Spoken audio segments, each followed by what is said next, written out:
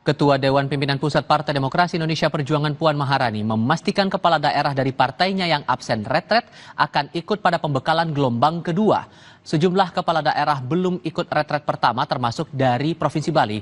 Puan memastikan ketidakhadiran mereka bukan karena instruksi khusus dari Ketua Umum PDI Perjuangan Megawati Soekarno Putri.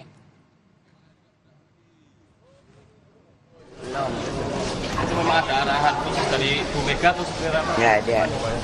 Tidak ada. Tapi bisa dipastikan gelombang kedua bakal hadir ya Bu ya? Insya Allah, pasti insya Allah. Ya. Masih. Di sisi lain, juru bicara PDI Perjuangan Guntur Romli mengatakan kehadiran Puan Maharani dalam penutupan retret karena kapasitasnya sebagai Ketua DPR RI sekaligus mewakili Megawati Soekarno Putri sebagai Presiden kelima RI. Namun ia menegaskan kehadiran Puan bukan sinyal partai akan merapat ke pemerintahan.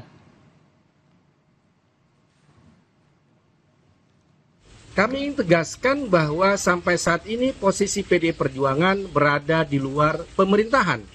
Sesuai dengan rekomendasi Rakernas kelima PDI Perjuangan bulan Mei tahun 2024, bahwa posisi PDI Perjuangan berada di luar pemerintahan untuk membangun kekuatan penyeimbang dan juga untuk menjaga check and balances dan menjaga demokrasi.